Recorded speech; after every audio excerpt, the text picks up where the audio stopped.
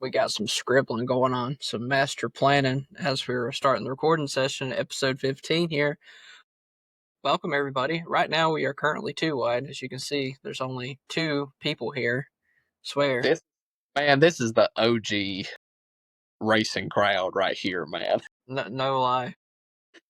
I mean, this is a throwback to 2012, man. Boy. So, welcome to the 4x podcast. Of course, that voice that you heard is Blake. We have Blake with us here today, the only person that is attending at the current moment. I'm loyal.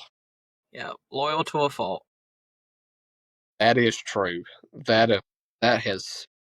I'm not talking about marriage, but in other aspects, that has really screwed me over. Kent will be joining us here in about 20 minutes, supposedly, allegedly. I'll believe that when the horse walks through the barn. And then What? No barn. And then Austin is he's actually preparing for a final exam today, so we wish him the best with that. And there's a lot going on with his family, his wife's families. Our thoughts and prayers are with them, of course. Try not to throw out personal stuff out on the podcast, but definitely be thinking about praying for them this week. So, Kansas, right? Man, I swear. I said it last week. I said, we hyped Kansas up so much, it's probably going to be just one of the most suckiest races all year. And it wasn't great. Man, Texas, and it was entertaining. We hyped up Kansas, and it was mid at best. Yep. So, you know what? Let's just go in with low expectations every race, and we won't be disappointed. Well, I was already going to have pretty low expectations for North Wilkesboro coming up for the All-Star race because I'm just the short track package and this next-gen car is just absolute dog crap. I don't know what you're talking about. I've never walked away from one of these races and been disappointed. Yeah, especially 2022 Spring Martinsville. I was like, I just wish it would be more cold. I almost want to give them more money just out of happiness. Why couldn't it just kept sleeting the whole entire time and we sat there in the stands? And let them run. If they would have ran them rain tires, bro, that would have been. You wouldn't be talking about this package. You'd be talking about how awesome them tires are.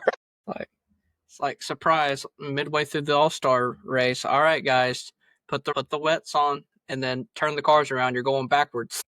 1 year for the All-Star race, they did. They all wrecked in the rain. They let them get the backups out. Yep. I think that was maybe 2001, 2002, somewhere in there. Yeah. And Jeff Gordon won. Shocker. Of course you would remember that, you little Jeff Gordon junkie. Of course, and I wore my 5 hat, man. I don't know. I mean, I thought it was a great race. I'm sure. As a Larson fan, Goodness me. But before we get to the Cup race, of course, we had the truck race before, and we had a fan favorite, probably driver hated. Driver ended up winning the race.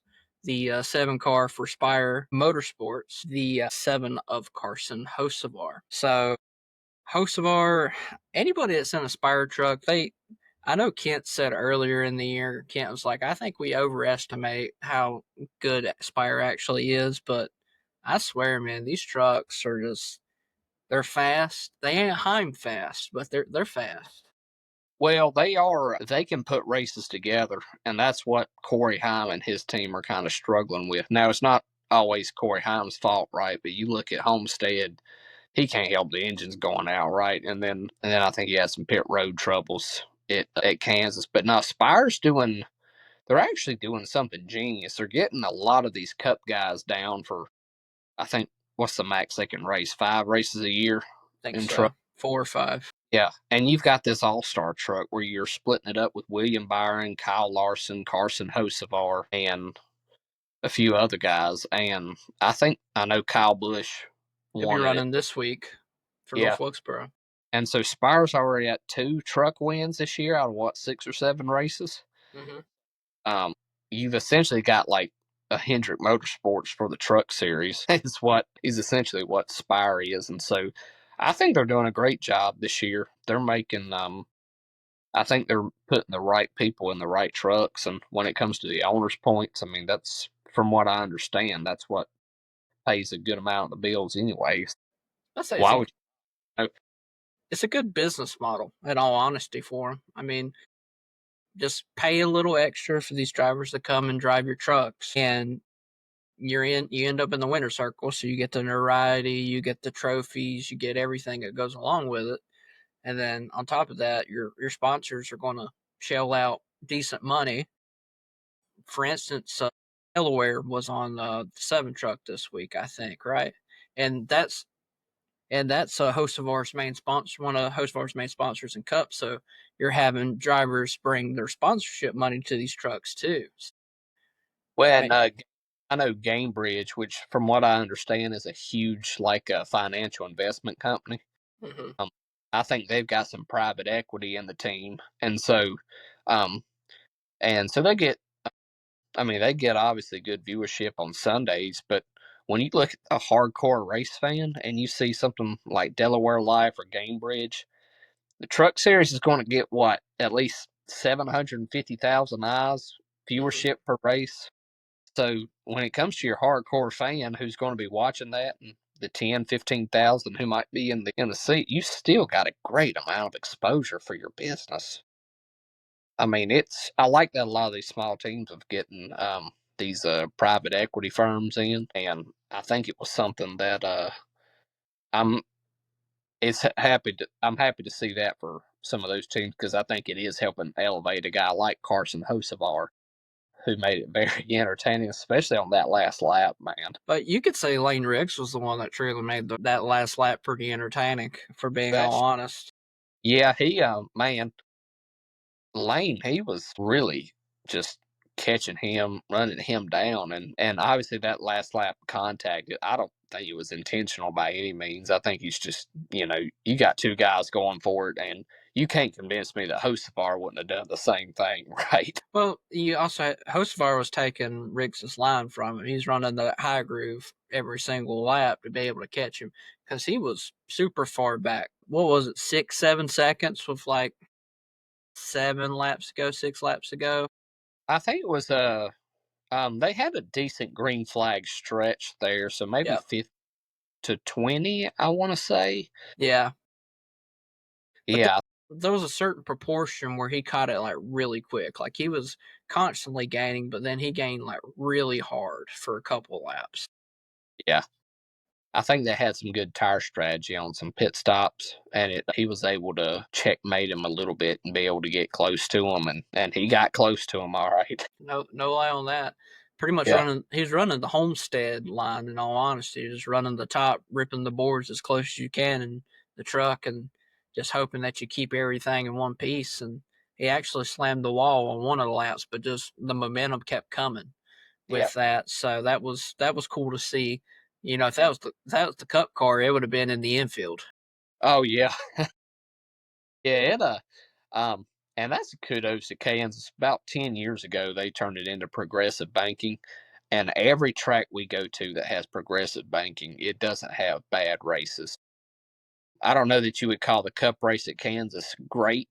I don't think it was horrible by any means. I mean, I've seen worse races. I've seen a lot more better races, um, but especially in regards to the Truck Series, I mean, Homestead was great. Kansas is great. I mean, I love it when they go to progressive banking tracks. Yeah. Miles and a halves in general for the next gen car have been pretty decent. I feel like if you went to the race, the Cup race, you would have seen a lot more passing than we've seen via the broadcast.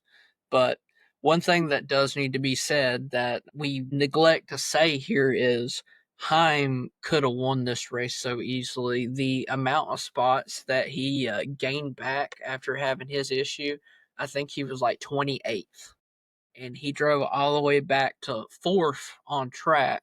He ended up third because Lane Riggs got disqualified for a violation. So you hate to see that front row, but Corey Heim, man, it was kind of like the way that I think of it in the Cup level is like this year at Atlanta, Ryan Blaney had a fast car, and then he ended up wrecking because someone forced him, to take a certain line and set him around, and he gained all of those laps or all that spaces back like lickety split. Yeah, absolutely, absolutely. What What overall was your thoughts on the race Sunday? I mean, I think the truck race was a lot better than the Cup race. In I all agree. honesty, I fully agree. I would honestly say that almost every week. There's a couple truck races that have not been great. The only two races that I can be like, you know what? Well, one of the weeks we didn't have trucks was Coda. Coda was a fantastic race, and then Las Vegas. Those would be the two that would go to my head to be like, yeah, those races were really good. Yeah, yeah, for the yeah, But otherwise, I can't see like even for the Xfinity and the trucks really outshine most of the time the Cup, which is sad to see. I mean, in all honesty. yeah, and the problem is, man, the trucks and the Xfinity series. That's the exact kind of racing you want to see on Sundays Hmm. a lot of times. And just the way that, like, I was watching that Rockingham Xfinity race, man, and I think it was Jesse Love who was passing somebody off at turn two. He gets or for the lead, he just pulls right up behind him, starts to pass him, and he's able to get the lead car loose Hmm. because the the aerodynamics that are in that car. Right. And how many times have we heard in the last decade, oh, the leader's got clean air in the Hmm. cup? Yeah. And it's like, I mean, it's tough. So I do wish there was a way to like maybe lift up the back of the cup car, kind of like how it was in the Gen 4 era, Hmm. honesty, and have that front part of the car just, I mean, scraping the ground. That way you can really get up under somebody and affect the car in front of you. And I mean, it's like I was watching a rerun of Tony Stewart and Kevin Harvick at Indianapolis, Yeah. and they're just passing each other like it's nothing. You can't do that in this car now. You couldn't really do it in the last car. Yeah. I mean, Yeah. and so I wish, I hope that they can find a way to get back to that, but we'll see. Yeah, I think it's that the progressive under bottom of the car where it's all just one piece now. It's not open. Yeah. I think that negates a lot, and there's not as much play underneath there as there used to be. Everything's more baseline. Yeah, and I think too, I mean, these cup cars are so, man, they are, I mean, they are the same. It's I mean, got different logos on the front of it and different engines underneath the hood. yeah, different logo, and um, that's why I like coming into Wilkesboro this week. And as a fan, I was so excited that when I heard about Run What You Brung, I was so hoping that would be the case. Even if, and I get that it would, you know, the teams would probably spend 15 million to try to win a million. Right. But I feel like there's got to be some 10 to 15 things you can change to where, hey, we're not going to monitor that. Run what you brung in regards to those things, right? Anything that could be low cost, and so it was almost like a blast from the past for this weekend, but that was a bad tease for the core race fan. Yeah, it's gonna be a tease just going to the race and watch them go green flag racing for what 100 and some laps, and then they're gonna throw the freaking winky dookie doo caution that lap Yeah, whatever. I think they have a stage break essentially at lap 100, Yeah, and then any time from they can throw it anytime between lap 100 and lap 220, I think. But if a caution happens after lap 200, they can't throw it. they're not going to throw it. So, So expect a wreck at lap 199. Expect a 199. for sure, I will just to backtrack to Kansas. I think when it comes to, I mentioned something about it's like a stage for Wilkesboro. Man, this is the first time where I was like, gosh, I wish we wouldn't have had stages for this past race because, like, you look at Larson's tire, that right rear tire. Man, every time where it was probably going to start to come apart and he was going to have to really lay off, the stage break happened or a caution came out, and so you didn't really see those like real on edge. You could pass a lot. I saw like Josh Berry, he came from the back and came up to like fifth. Yeah, he took a line 4 wide and sent Kyle Busch into the infield grass. He did, but no, I thought Kansas was it was okay, but it was a little bit of a letdown. But how much? Now I want to ask you this: how much of the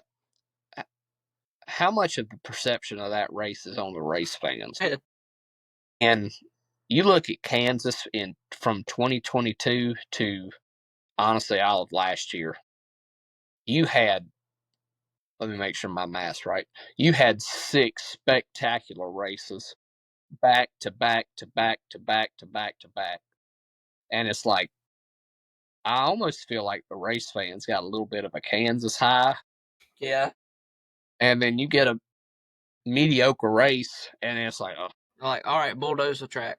yeah, both like look, not every single race is going to be fantastic. I Yeah, mean, you still had multiple grooves. You were still able to pass, and honestly, like Brad Kay and Chase Elliott, they had given Larson a run for his money, right?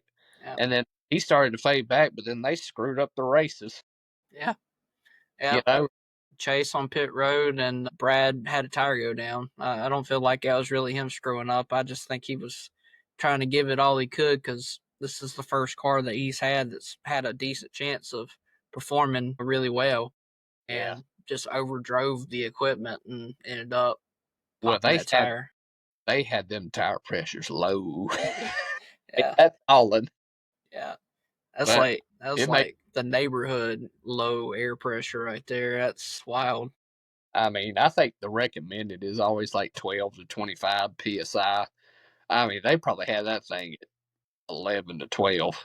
Yeah, that they were pushing it for sure. Yeah, but hey, if you play it safe, you're gonna run last That's right. on the That's tire.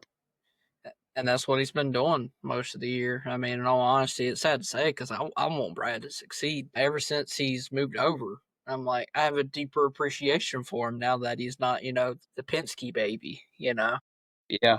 Well, with Brad, he could have he could have said screw this after 2022 and 2023 when he wasn't winning. Mm-hmm. He could have gone in and think, man, this is a lot tougher than what I thought it was going to be. Try to revive Roush, and he's like, I'm done with this. He could have taken his millions and went home, but he is a pure racer, and it only motivates him more. And so I say all that to say I have sentiment to what you said. I really want to see Brad do well. It's great for race fans too. Very appreciative of race fans. Oh, absolutely.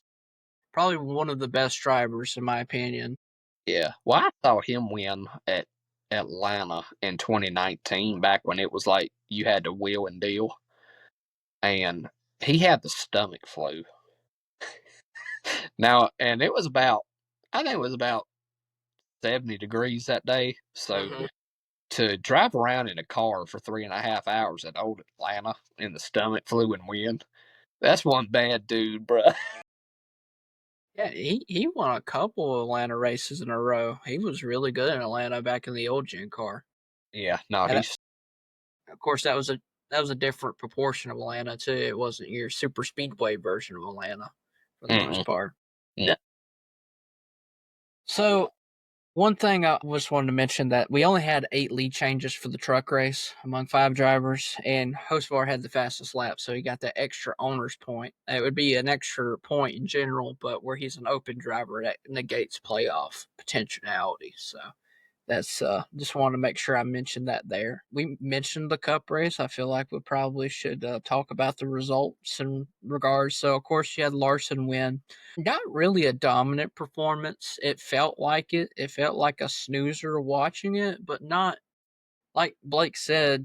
He pushed his equipment really, really hard, and it was getting to the point where something probably underneath the body was really messing with the tires more or less than just the actual running against the track. But you say that, but he led 221 laps of 267 laps. So I mean, you put that on a fraction, boy. That's a real big percentage. So I go back and forth with it, but I Well, mean, you know, he just executed. I mean, other guys didn't, and he did. It could have very well not been a dominant performance.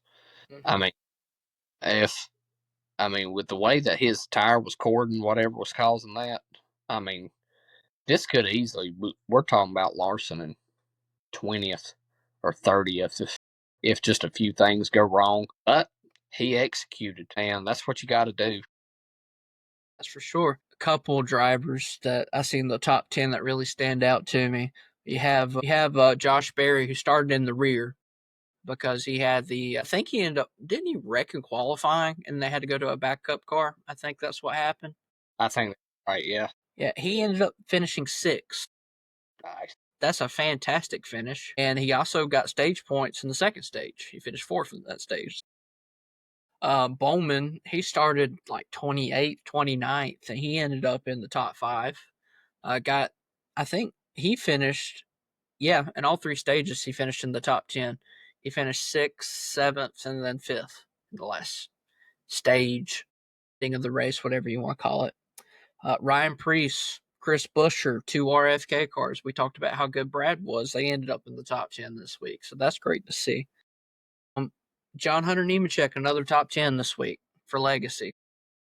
Another fantastic week for them. Two top 10s. I mean, when's the last time Legacy's had two back to back top 10s that's not been at plate tracks? I I couldn't tell you. I mean, and I I would love to know what the source or what the root of that success has been, because I was listening to a podcast. It's these two English guys who do it, and Jimmy Johnson went over there. Mm-hmm. I think it's called Business of Sport podcast, and Jimmy is so positive about what the future is going to bring at Legacy with the tier one support they have with the OEM now. And also, he even said that even with how kind of messed up the structure is for the teams, he says he sees a way for Legacy to be profitable here in by year three. So you're looking at here soon in about 3 years. So it's like, dang.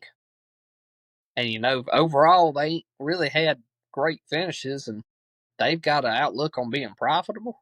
Mm-hmm. So, and then once they turn profitable, they're just going to put that money right back to the race team. So, If they win a race, oh, and well, of course, you had them win the Southern 500 when at Darlington, but if you win consecutive races, like for instance, you win like the 500 or something like that, if you win the $1 million, for the All Star race, you're able to qualify into the All Star race.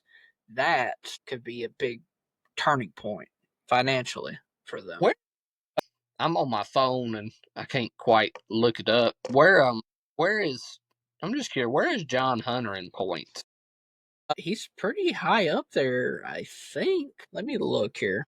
I've got him up to here on the playoffs. Yeah. I know, Jesky, you can actually just click on the results from the Kansas race, and He's in points. that's solid. Yeah, and he's only. See, I just clicked off of it. You're He is good. 24 points away from the cut line. Yep. That is a dramatic improvement. Well, you got people behind him, Hocevar, Michael McDowell, two Spire cars, and you got Kyle Busch right in front of him. Yeah. Well, and honestly, too, from you're really going to have an awesome battle leading up to Daytona this year because and I don't want to be that guy that starts talking about the playoffs at race 12 or whatever, but from 10th, or excuse me, from 17th to like 30th, I saw there's only a difference of like 70 some points. In essence, two races. So you got a lot of guys who are doing a lot better than what than what people expected. Like Ricky Stenhouse. I mean, he's just finishing races, no Yep. DNF. No DNFs. And John, gosh, he was hitting everything but the pace car last year. And I think he's cleaned it up for the most part, and I bet there's a big Jimmy factor in that. But he's putting together a lot of good, solid mid-teens finishes. Yeah, I'm gonna look. I don't remember a race where he completely wrecked out. I know he got into a couple events, and it's I think there was one car he was running this year. He had like a flannel car, and it got a little bit destroyed. Let's see here. Yeah, Vegas he finished 30th. Phoenix he finished 30th. Coda he finished 33rd. So I mean, those could have been DNFs, but yeah, there are a couple of 30s in there, but you got Homestead. I mean, actually, I lied. Let's see. Darlington, he finished 30th, and Talladega, he finished 30th. I got you. But the last weeks, I mean, they've really round. And he's gotten, solid points almost every week. I've only seen two singular digits of points, and that was Darlington and Talladega. Everything else has been double digits. So that's what you want. Well, yeah, when Talladega's a crapshoot anyway. Sometimes, so the fact that really one track where you can really control your destiny, that you had a couple bad luck. Yeah, it's not bad. I mean, they're progressing the way they need to. It seems like so. Kudos to John. Another name, I have to throw this out here, especially I mentioned this earlier in the text discussion in our group chat, and Austo echoed it eventually. I guess he had the realization finally, because I said, Hein did fantastic. He finished Yeah, 13th. And I guess I didn't really enunciate it real well because that's better than all of the other 2311 cars. yeah, and Bubba, Reddick, and Herbst. yeah, and the fact that he beat Tyler Reddick at Kansas is either Reddick had a super bad day, which as a guy who picked him, I know he did, but it's like him and Himes got the same equipment. And honestly, that fourth car is probably some part-time guys, Yeah. or they're full-time guys, but they're just they're getting a lot of overtime, and they're probably strained by doing a fourth car. Maybe they loaned some Tricon guys over there. Yeah, and he still goes out and beats them. It's like, how long is he going to stay in the truck series? Yeah, that's the big question here. I mean, in all honesty, I mean, you can make the argument that he's probably better than Herbst at this point in his. Absolutely. So I mean, and I'm just looking here. I mean, Jesse Love, right? Fantastic driver, one of the best equipment in the Xfinity series. He finished 29th. Now, of course, RCR has not been a powerhouse by any means, but they're still, a three-car team. 24 or 2311s now four cars at this Yeah. point when they're doing this. So in RCR, they have a lot of money. I mean, in all honesty, they don't have as much where they lost a little bit. Wallace and Dillon getting the Richmond win taken away, but Yeah, just a little bit of money. just tiny bit. I mean, they're an established organization where 2311, of course, you got Michael Jordan and everything going for you, and good sponsorships and Denny's ability to get good partnerships and whatnot. Still, to me, that's really eye opening. See Jesse Love in 29th. You got Riley Herbst in 25th. And then you got Corey Hyman 13th in a car that, I mean, I was expecting to do well, top 15, but I mean, you're finishing in front of people like Reddick, Chastain, Kyle Busch. Of course, Kyle Busch had his incident. He even finished in front of Chase after the pit road cluster that is Chase Elliott's pit crew this year. Yeah, and it's like, and I know Haim, he did have one part and caused him one wreck. I mean, it wasn't malicious, but he ran like outside of that one just mishap, he had a fine race. I mean, when you've got a guy who's just from the truck series on face value and he can go run 13th with the Cup boys, and Kansas is not an easy racetrack either. I mean, it's a it's a racer's racetrack, and everybody, from what I understand, a lot of the drivers love it. And the reason they love it is because they feel like they can control their car, and so they're always going to do probably a lot better than what they would, or the morale would be better. So and he still runs with, I mean, your top names. So, and I kind of hate it for him because it's like I don't know many, I don't know many places he can really go in the Cup Series unless He changes manufacturers or something because like he's Toyota blocked at this point, unless you say get rid of someone like Eric Jones, which I'd hate to see because Eric Jones is. the only thing. The only thing that I could, sorry, I didn't mean to cut you off, but I know that Legacy is.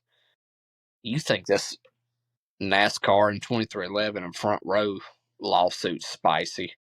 I mean, I've heard that Legacy and Rick Ware. Yeah, the whole charter, take the charter away. Like I was going to buy it, and like, nope, you're not actually going to get to buy it, kind of deal crap. There's like a restraining order now. Now I don't know what that means because I'm like, well, it can't. It ain't like you can't say that you can't be within like 500 yards because you're at the same track every week. Yeah. So I don't know what that means, but I'm like, this is already getting a lot more spicy than what this 2311 lawsuit could ever be. Oh me. I mean, I say I say that to say maybe he goes to Legacy or there's a, but I mean I'm not trying to be mean, but do you go to Legacy? And struggle for a couple years, in all honesty. They struggle, or do you stay in the trucks and hope for something better? I mean, It's also the thing, like, we said this before about Harrison Burton, which we'll get to talk about him a little bit when we talk about North Wilkesboro this weekend. But we felt like maybe he should have stayed either in truck or Xfinity for a couple extra years before moving up to that 21 car. I mean, that it might have done a lot more for him because obviously he's showing how well of a polished driver he is in the Xfinity series now. And yeah, you could say that is a little bit of the Cup experience that he got the last few years, but still, I mean, they're different cars. yeah. Well, and because he had that back in 2020. He won 4 races Mm-hmm. and either made it to the round of 8 or the championship 4. I can't remember. But then the next year he doesn't win any races, and then he gets promoted to the Wood Brothers, right? And so it's like, well, I don't want to discredit that 4 win season because 4 wins in any truck or Xfinity or It's Cup, impressive. yeah, nothing to hang your hat, nothing to hang your head low on. But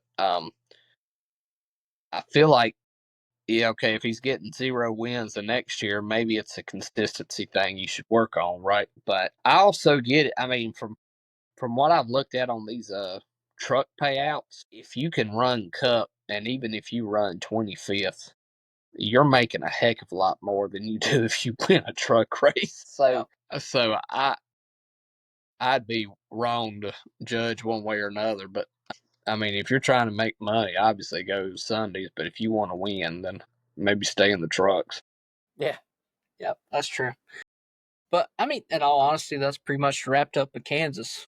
In Yeah. all honesty, Luck poll officially 58% said it was a good race. 41% said it was a bad race. That's kind of middle of the pack for the year. But I mean, Texas, they said Texas was a worse race than Kansas. I mean, in all honesty, probably the racing portion of it, probably, but at least it was a lot more interesting. Yeah. Yeah. I mean, at least you could pass like quality green flag passes at Kansas. You Yeah, just get that at Texas, but yeah, that place is treacherous. Martinsville is the one below that from this year where Hamlin won. Honestly, it's a really good race. I mean, I really didn't hate this Martinsville race compared to other Martinsville races that I've No, attended in the next gen car. yeah, no, I thought it was a good race. I mean, Second best Martinsville race in the next gen car. I mean, yeah, I mean, when you look at it, I mean, there's not much more I'd like to see out of a typical race from what you saw at Martinsville, and but we were also there. I don't know what it was like on television, but it looked. I mean, there was action all over the track. So yeah, Alrighty, so this week we get to look forward to two series running at a very prestigious and revitalized racetrack. First, I have to mention this because anytime we go back to North Wilkesboro, my mind immediately goes to this: is the invocation before the prayer before the first race. I think it was the Cup race. It wasn't the truck race that did this. No, it was the truck It race. was a truck race. Okay. I think I'll just pass it on to my residential pastor that's in the room and let him share what was transpired. Yeah, and so like Cole said, I am a pastor, and I appreciate that NASCAR prays before every race. I mean that's the roots it was founded on, and I hope that never goes away. But the pastor, and I think he was well meaning, but he was like, "Lord, just as you rose again on the third day, you've risen North Wilkesboro."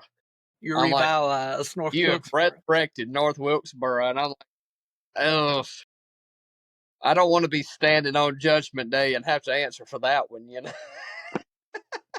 um, and I mean, I especially as a kids pastor and a youth pastor, I'm like, okay, I get what he was trying to say. I don't hate the thought, but I'm like, you're also talking about God Himself versus North Wilkesboro.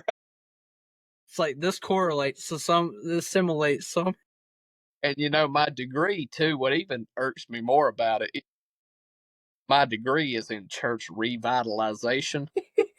So I'm listening to this. I'm like, no. You could argue this has done worse things.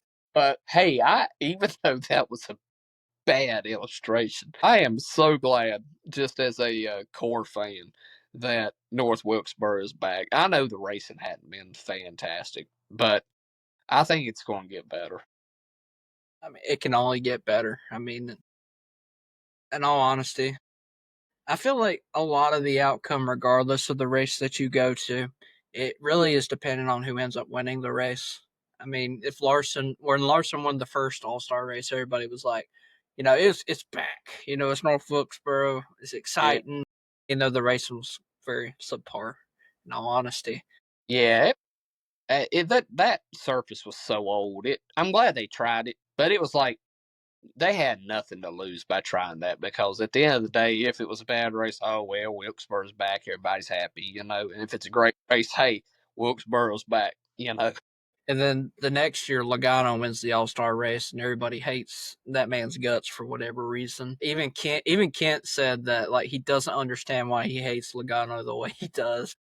And in a fair perspective, Logano did lead like 199 of the 200 laps. Speaking of, we're just talking about Kent's favorite driver, Logano, winning North Wilkesboro last year. All right, I'll see y'all next week.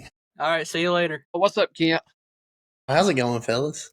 Going pretty good. But Awesome.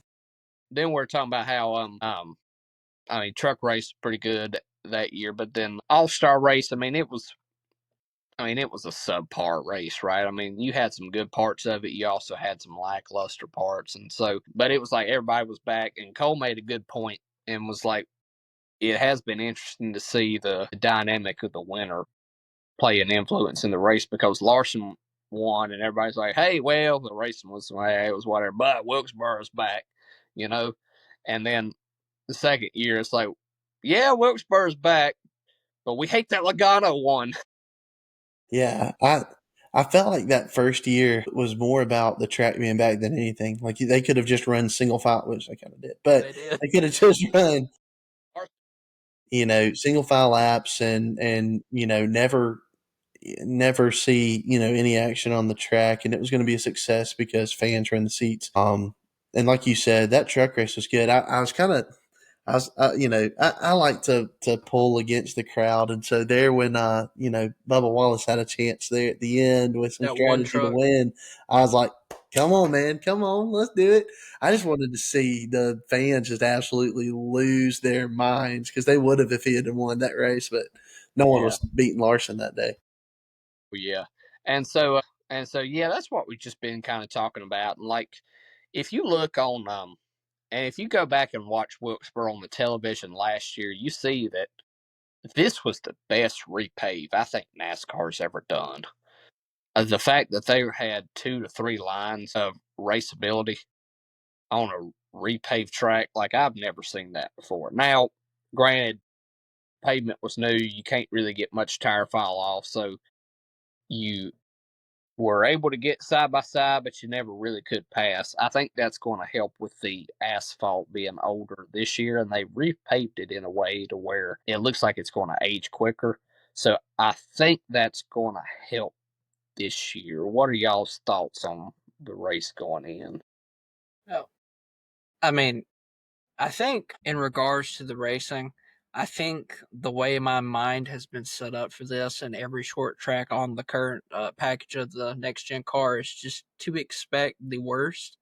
So if it just barely elevates, it's a success in my mind. Kind of like the opposite of what we did for Kansas last week. We hyped Kansas up so much Yeah, that was rough. to the point where it was a mediocre race and it felt worse than it actually was because you had, I mean, like Blake said earlier in the podcast, you had 6 races back to back that had fantastic finishes and had good overall racing. It showed a really good racing component. And then you had this broadcast where it was like watching the Daytona 500 of old kind of ordeal, the way that they portrayed a lot of the racing. So I'm expecting the worst, but I'm hoping for the best, if that makes sense. Yeah, I mean, with this car in any short track, like Cole said, I think you got to manage expectations very well going into this one. Here's what you can't lose sight of at the end of the day, and this is just where if you're in the Southeast United States, get a ticket and go to the track. Just do it. I mean, I wish that I could be there this year badly. Maybe I'll be able to work it out next year to be able to go. Being at that truck race, and I didn't make it to the other race, to the All-Star race that weekend. Being at that truck race, though, a sold-out truck race, and seeing the atmosphere of the track, it was like walking back in time. I mean, it really felt like walking back in time. Seeing a place that had disappeared off the map before I was born, and then, seeing it come back. I remember driving around the outside of this track in 2020, About looking at, 421. I was actually in between. I was leaving my in-laws, and so my wife's family is from the Wilkesboro area. I'm and I we're about 40 minutes from the Wilkesboro area. You see, and they are too. I think they're 40 minutes on the opposite side of y'all, back towards West Jefferson. Yeah, so they're kind of in between Wilkesboro and Boone. But anyways, but I remember we were driving back, and we were living in Wake Forest at the time, and so we're going down 441, right? 421. 441 is here in Georgia. 421. And so we're going down 441, 421. Golly, I can't get it right. 421. And I said, you know what? I'm going to get off the next exit. Let's just go see the track. Let's see the ruins. And so I drove up, and there's a little road that goes, a little dirt road that goes right around the outside of the track. And you probably aren't supposed to drive that close to the track, but we did that day. I was that close to just getting out and walking in. I don't think anyone would have stopped me. But anyways, I looked at Allie though that day. I said, they're done here. Like, there's been rumors. I think at that point they had already cleaned it up and done the iRacing scans. And I said, that iRacing scan, like, that will be a good tribute. I was on iRacing at the time. I was like, I'll get to enjoy that. And I did, I was like, that'll be a good tribute. That'll be cool. This placing. It just, I mean, if you looked at it, it would not come back. So, again, this weekend, when you're talking about the racing, when you're talking about everything else, it's going to be so easy, probably, to get to the end of this weekend and go, why do we even bring that track back? First of all, don't blame the track, blame the car. That's right. I think that's where you got to start. Don't blame the track, blame the car.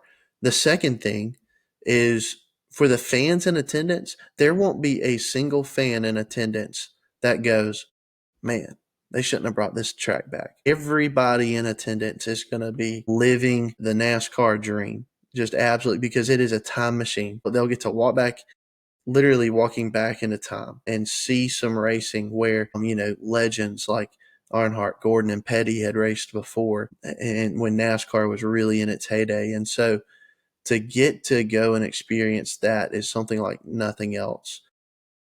But then for those of y'all that are like me, that are going to tune in and watch it on TV, it's going to be very easy to criticize the race, especially if someone wins with the name Hamlin or Logano. You're just going to be like, that's it. Just go No ahead dirt and on it. paint in it again.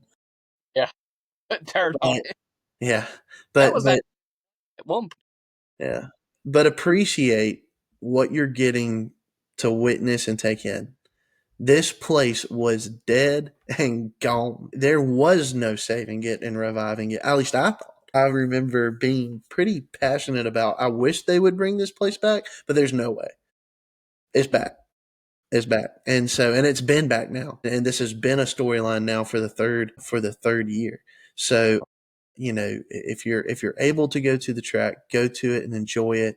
You'll get to see NASCAR in a way that you've probably never seen or taken in the sport before.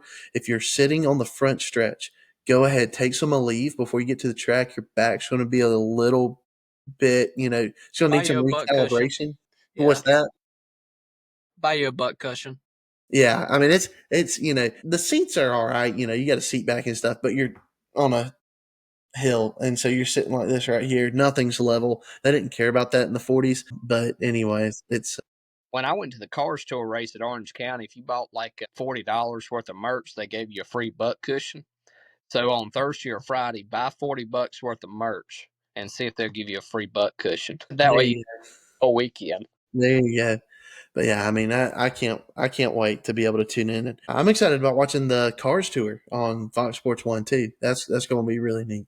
That's a big ordeal because that's not like on Flow or anything. This is on Fox. Like this is mainstream now. This Are is both of y'all going to be there this weekend? Yeah. I'm gonna try to make it to the truck and the cup race. I don't know if I'll be able to make it to the other race. To be honest with you, I'll be there Sunday. I'll be there Sunday afternoon. My wife is graduating from college and her master's, so obviously my nerd. priorities, obviously my priorities are there, or else I'd be at the track. But I'll be at the Cup race. But looking forward to it though. I remember I was there the first time they opened it back up at Racetrack Revival in 2022, and they usually don't do this, but they just open the gates up and they let all the fans go down for the race. Before the race, they just let them go, hang around pit road, hang out in the infield, and so me and one of my friends, we go, and man, it was so surreal because it was a modified.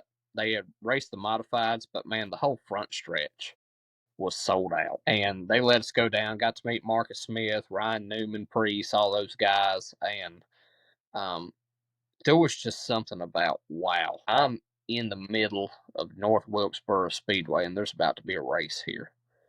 Um, the old paint was still there. They hadn't even, I don't think they had even thought about revitalizing the turns 1 and 2 grandstands. But then when they saw that, oh my gosh, we can sell out the front stretch for the modifieds. They brought the Cars tour there, and I saw. I think I saw the pro, yeah, pro late models, and man, they put on a great race there. And that was the weekend that Dale Jr. was in that 3 Sundrop car, and then I couldn't make the race the one of the next days, but I bought the pay per view and they're having to delay the race because they're trying to get 20,000 people in there, and the place sold out for a Cars Tour race.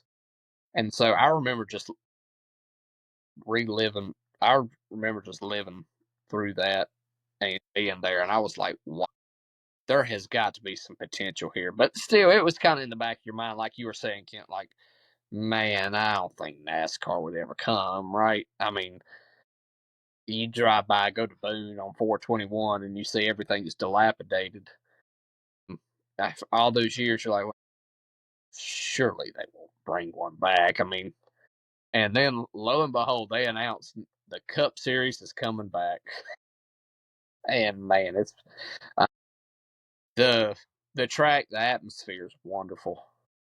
I, I encourage you to go. I've never been disappointed with the atmosphere at Wilkesboro, and for both years, it's been pretty good on fan access. But I know Cole will talk a lot more about that too. I think one thing that gets a little bit overshadowed is a lot of people don't think about it in the grand scheme of the way that these cities, the way they benefit so well from these racetracks. You take, for instance, you take Rockingham from this year, the whole city, or Rockingham's really not in the city. It feels like it's in the middle of nowhere. It's right off the highway. Yeah, but in all honesty, the whole county. Think about the revenue, the eyes, everybody that's coming through your city, all the amount of stuff that's going. And of course, you also have government putting subsidies and certain amount of money into making upgrades to the facilities to make it more of a tourism attraction. It really does a lot for the cities. I mean, my mind goes like Bowman Gray. I think about all the new eyes that are on Bowman Gray for the right reasons. A lot of times these uh, replays that you see are a little wild. They're going through the grass, wrecking people through the everything. I mean, in all honesty, it's great to see the community really gather around the track, but it's also nice to see the government and the cities gather around it as well. Because I know Wilkesboro as a city is glad to have all the tourism. I mean, that's for any kind of racetrack, but especially if you're bringing a track back that's not been on the schedule for a couple years, you see a constant flow of income. I mean, in all honesty, it's great. And two things to piggyback off that: the local government and the state government has been awesome. For once, they've been awesome They on did help. something right. Right. This is like the one thing I appreciate about Roy Cooper was he put a lot of money into Wilkesboro. They've actually just built a new bridge, that crossover bridge. They've already added new infrastructure to help out, and I know a lot of. If you've ever been to Wilkes County, you know it's not like a Charlotte. It's not like a Raleigh, Apex, Cary, Wake Forest, Greensboro area where there's going to be tons and tons and tons of rich folks, but a lot of just It's just us. It's as blue collar as it gets for the state of North Carolina. I mean, you're really in the heart of blue collar country. and so many are making some side change on parking through there. Restaurants love it, and it's just fantastic because that goes to the fan that was forgotten about by NASCAR. And it was funny to see the providence of everything play out because one of the races that Wilkesboro got outsourced to was Texas, and it was actually, I know we can give Fox a hard time sometimes, but it was actually Fox that said, "Hey, we don't want this All-Star race at Texas anymore," and they were all right bringing it back to Wilkesboro. And so, want to give credit where credit's due there, thanks to Fox, because that if they don't say, "Hey, to heck with Texas being the All-Star race," We'd probably still be there in all honesty. who knows where that thing would be at? We might be in the Middle East going through the sands of the desert. Abu Dhabi or Yeah. some, Dubai. or Iran or Yeah. Uzbekistan or Dang, if it's Iran, they'd be dodging missiles as they drive. Oh my gosh. I do want to set up the weekend here with the cars that are and trucks that are going to be in the races. So the truck race has been labeled the Window World 250, and you're going to have a couple of drivers, prominent names. So you got Brent Cruz, who's been fantastic in the ARCA series this year, driving the one car. You got O2 of Jason Alexander. Of course, Kyle Busch is making one of his starts for Spire in that '07 truck. That'll be one to watch out for. Might be able to see the second win for Kyle Busch this year and won't even be in a cup car. Number 7 for Sammy Smith. He's making another start in that truck. And he's going to have a TMC or whatever that trucking company is, that orange and black scheme that's on his 8 car, it's going to be proportional to that on that truck. So that'll look really nice. I'm glad that say what you're saying earlier. Good to see a lot of these sponsors help out in the truck Yeah, series.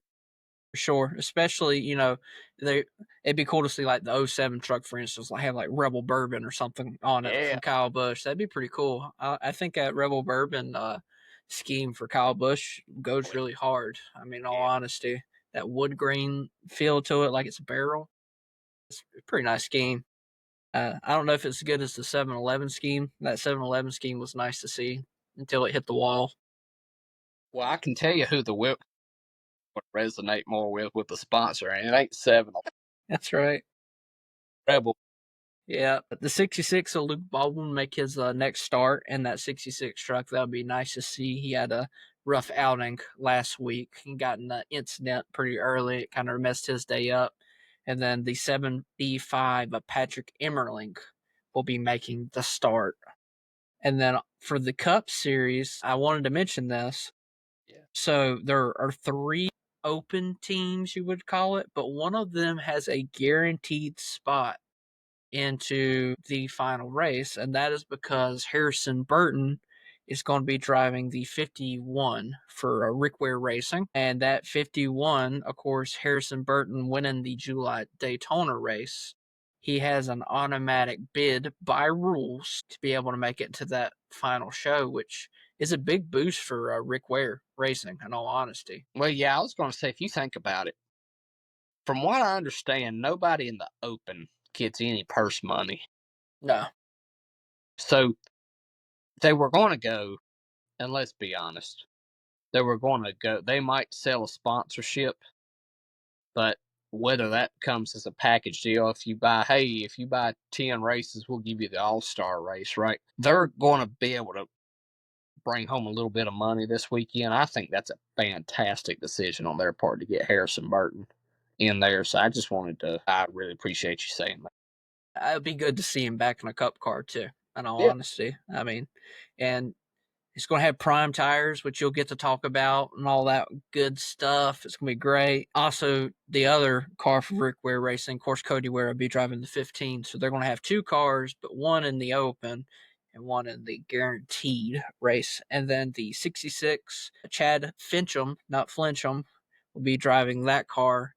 I'm surprised they didn't put JJ Yaley in there, to be all honest with you. I feel like JJ probably would have the most experience on a track kind of like this, but Yeah, I know they've been running. He's been running with that NY racing, that 44 car. yeah. It's probably where his loyalties have to lie out there. I mean, it would have been cool to see Burt Myers in the 66, in all honesty. I mean, it's a short track. I mean, it would make sponsorship probably pretty happy. Excuse me, or like a Ryan Newman. I mean, he's a champion. Yeah, it'd be nice to see Ryan Newman back. He had a guaranteed spot, too, in all Well, honesty. that's why I can't understand for the life of me why some of these teams won't. Like for the All-Star race, why would you not go try to pick up a Martin Truex Jr. just for this race, or a Ryan Newman? Well, If you're legacy, why not try to get Jimmy Johnson in a car? yeah, or Jimmy John. Yeah, well, Ryan Newman, he wasn't ever a champion, so that wouldn't work. But Yeah. I was saying about Jimmy Johnson. I'm glad you said that. Or like a Jimmy Johnson, like, I mean, at least you bring home some money. May not be the But $1 million, but is there a rule that says you have to start? I guess not. I guess there's not one. If not for Harrison the Burton's racing, championship provisional part of it. So, I don't know if he'd ever do it, but man, it would be awesome to see like a throwback, like a real throwback driver. If somebody like a Jeff Gordon would be ever willing to get back in at a Wilkesboro. so have you seen Jeff Gordon since he got out of the car? And I know he ain't in the best shape, but Homie is not built like he was. And if I don't know, he's living his best life right now. no, I ain't knocking the guy. I mean, who am I to knock the guy? But I don't think he's looking for the next chance to get behind the wheel. I think he's happy with the way things are currently. I would be tickled if he announced tomorrow. It feels like, hey, I'm running in the All-Star race. I'd do what I had to do. I'd sell a kidney. I'd be there. Like, I'm not missing it. I'd like to see Jeff Gordon show up and just do like a one-off truck race or something like that. That'd be sick. But I don't.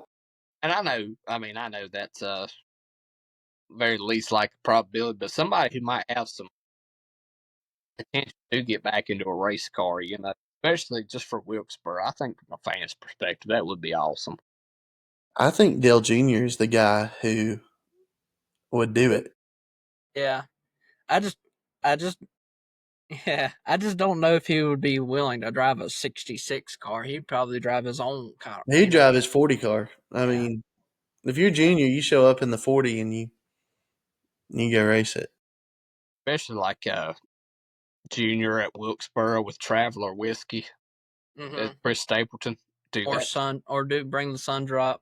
Yeah, Honestly, yeah. that would scream Wilkesboro. The sun drop. Yeah, because he drove the car initially for the first race back there. So I feel like that would just be like poetic in a way. But that's basically it. So the way that the race works, if you guys have never ever watched the All-Star Race ever, it's a little loony, and it's got a little bit more loonier with some of the additions to the playbook for I don't know, That NASCAR that was administration. yeah. That was beautifully put. That was so nice. Yeah, thanks. I appreciate it. I worked Yeah, real hard. absolutely. So the Open is the race that is before the actual All-Star race. That Open race is essentially 18 cars are entered into that race, and only two cars, the top two cars, will transfer. So you got to finish 1 and 2. Last year, Ty Gibbs won it, and Josh Berry was driving the 48 that year, I do believe, right? Or was that the year before? That was the year before, wasn't it? Year before, and then last year, Ty Gibbs and Bubba Wallace raced his way in. Yep, that's what it was. So those two race their way in. And then an additional thing is they have a fan vote. So if you haven't already, make sure that you put your fan vote in. If you are on the NASCAR fan rewards, you do get points for that making that vote. Same thing for the Hall of Fame. If you haven't voted for the Hall of Fame, make sure you do that. There's some serious people that definitely need to be taken into consideration, so they don't have to end up like Pete Rose, who ended up dying, and then Major League Baseball's like, you know what? Now that he's dead, we're going to put him in the Hall of Fame. Did you read that statement? No. It literally said, well, now that he's dead, he can't really harm the sport anymore with how he lives. So it served its purpose. I'm sure his family really appreciated those enthusiastic words. Much like, nah, he's dead. He won't enjoy it anyway. What the frick, man? Let Pete Rose die in peace, man. R.I.P. baseball. The hit king, he always will be. Boy, so one fan vote winner will essentially get the way in. Noah G usually is really good. SVG has a lot of momentum this year because a lot of people love him. Even people that are not like New Zealand or Australia based, he's got a pretty big fan base, in all honesty. He does. And he's just a likable guy. So two different people though. Noah's like way out there, extreme, funny, and SVG is just like smile, happy, go lucky. Gets wrecked in the fence, 35th, he's still smiling if they're doing an interview in the Caretake Center. I mean, so one of those drivers will get in, and that's usually announced literally right after the race. So you know who those three drivers from the open race are to get in. Also, they had the pit crew battle before that. That's $100,000 challenge that they do. It's kind of old school. So that's is that broadcasted? I feel like it was 1 year. Yeah, they usually do that. I think that's on Friday, ain't it? Yeah, it is. Yeah, so that will be something to watch. I mean, it really shows the pit crews off, and they're a key component every week. I mean, we talked about how Chase Elliott had, of course, it was not necessarily always on him or on the pit crew, but had a slow stop, and that essentially eliminated his chance of making it back to win that race because he had a really competitive car for Kansas and ended up finishing 15th. And then he had a penalty on top of that, too. So it's just like throwing dirt on top of it. But yeah, the All-Star race or the open race is what 100 laps. Yeah. Yep. So it's like a heat race, and all essentially. If you're like an old school, race guy, it's a heat race, and your top two are getting into the main. That's the way to look at it. And in years past, you have seen some guys who normally do not beat and bang are willing to beat and bang try to get into this All-Star race. I mean, don't be surprised if the open race is better than the actual All-Star race, because you'll see some guys test their morals in this race. Give you kind of like how Bowman Gray was this year. We're trying to get in. There was a lot of beating and banging carrying on to get into that the better qualifying positions and whatnot on those heat races. That was really cool to see. And then the All Star race itself is what, 225 laps? 250. 50, yeah. And then we got the majestic, amazing, fantastic rule that NASCAR can throw a wild card caution whenever they freaking want to, as long as there's not a on track incident that requires the yellow flag after what lap? 200, I think. Yeah. 225, something like that. So Essentially just to bunch them back up so they can wreck for the next 3-4 restarts. yeah, and they better pray that clean air doesn't matter on that. Because if they're just trying to get on that restart, they're going to just completely ship somebody like Kyle Busch shipped Dale Jr. and, all kinds of wild stuff to try to win this All-Star race. Because, man, I know $1 million is not a lot into the grand pool of how much money they probably should be making, but still $1 million is $1 million at the end of the day. Well, I think especially because the front stretch is downhill, man, if you're starting third, you better dive by. Austin Dillon's going to have a bulldozer part on his car. He's going to build a secret bulldozer component. You know what's wild? They encumbered the win. They took away everything, but they still let him in the All-Star. And I'm Exactly. glad. I think the more cars on the track at Wilkesboro, the better. But it is interesting that he's not playoff eligible with it. He's not, and the amount of money he got fined, he might as well probably not win. But he still gets in the All-Star race for it. It was an old school DQ. I mean, it's exactly like What we want, in all yeah, honesty. honestly. But it was like they said, hey, you did something we didn't like. You can't have the points. You can't have the money. You can't, have any of that. But at the end of the day, you were the first car to the checkered flag, so you get the trophy. But we're not patting you on the back for this one. Yeah. They're only just going to promote it for the next 10 years at Richmond, though. Absolutely, because that's the only action Richmond has seen. Also, the can't forget about the way they qualify is a little funky. If you like to watch qualifying, this is not your standard qualifying by any means, and that will be occurring Friday, and that's 3 laps, and that's including a pit stop between those 3 laps of qualifying. So it's a little bit different, and of course, all the rules and regulations and all that good old stuff can be found on North Wilkesboro's website. You can find it on Jet Ski. You can find it pretty much anywhere you want to, because this All-Star race, believe it or not, is kind of a big deal, especially where they brought it back to the moonshining hills of North Carolina, in all honesty. Alrighty, so, Kent, I know that you come in swinging a little late today, but do you have anything that you'd like to mention for the history of North Wilkesboro? I know your mind probably immediately goes back to the last race before the All-Star race, where Jeff Gordon ended up winning that race, and it was put on that billboard, that scoreboard, and it sat there for all those years till the first All-Star race went back to racing. But is there anything that you would like to mention for the 4 wide segment this week? Yeah, I mean, you stole it. So Blake, no, I'm just kidding. No, yeah, I mean, that's probably the piece of history I'd held on to the most, right? Like I remember, growing up as a NASCAR fan, I typically, as a kid, I didn't care as much for the history of the sport, right? I cared about what was going on at the time. And then when I was about 12, 13, I remember taking a family trip out towards Boone, and we were going to be driving up for 21 on the way up there. And I remember my mom saying, "Hey kid, there's an old abandoned NASCAR track right there." And I'm like, "Whoa!" And now this is, less than 20 years since the last race there, right? Like this is maybe 15 years. So like there were still some late model races that were being run there at the time that we're driving past there. And so I didn't think too much of it, but I did think, enough to go, hey, that's pretty cool, and to do a little bit of research. And then I found out, hey, Jeff Gordon is the most recent winner of that track. Oh, that's cool.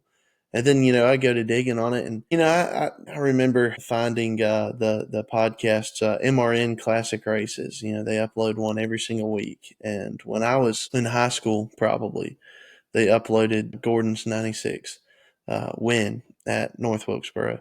And I remember going outside and cutting the grass, listening to that race on repeat, just constantly, to the point where I about had it memorized how that race went. And it was just so much fun, just imagining what it must have been like. And then you go back, you watch video of what it must have been like. Like you talked about going to the track before NASCAR made its return, and I was there one of those nights. It wasn't the Cars Tour, but there were some late models that were racing, and I just went with my father-in-law and my wife's cousin, and we went and we sat out there and watched some racing. And my father-in-law's reminiscing of growing up watching Richard Petty just whoop the field there.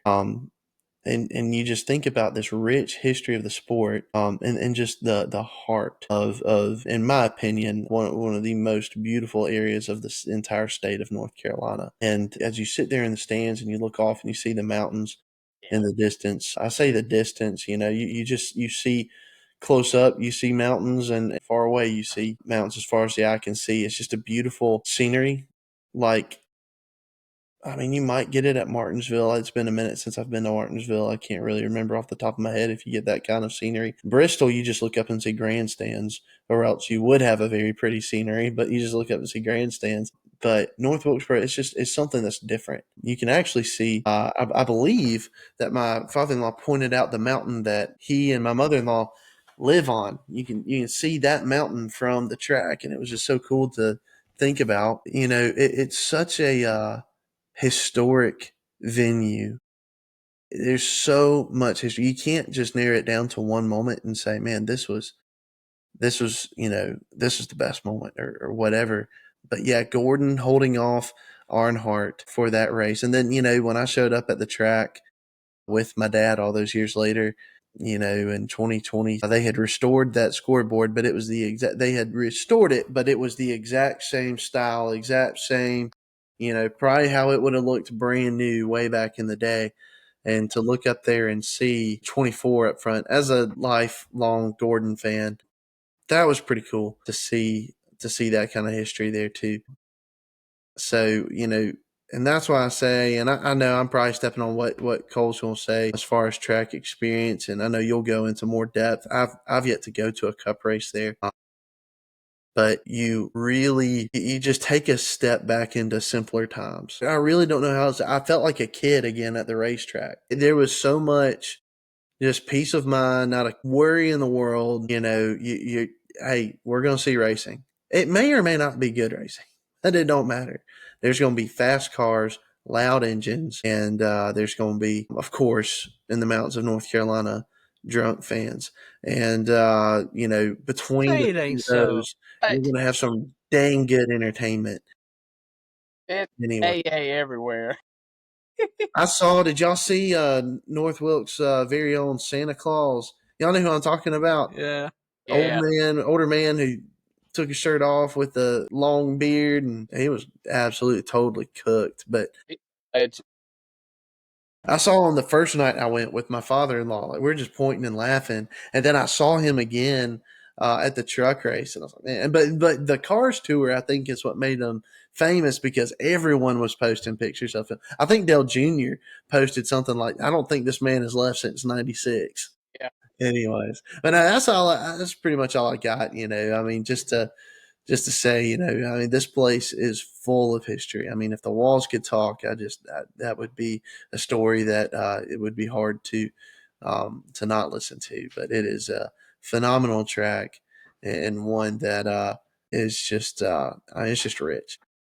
And I get to talk about the proportions of the track this week because Austin, of course, is not able to attend this week. But I also kind of want to piggyback a little bit with Kent's segment because I can kind of interweave, and that's the cool thing about Austin's segment. I always think Austin has one of the coolest segments because he gets to talk about, maybe the origin story of how things got built and when the track got built and everything.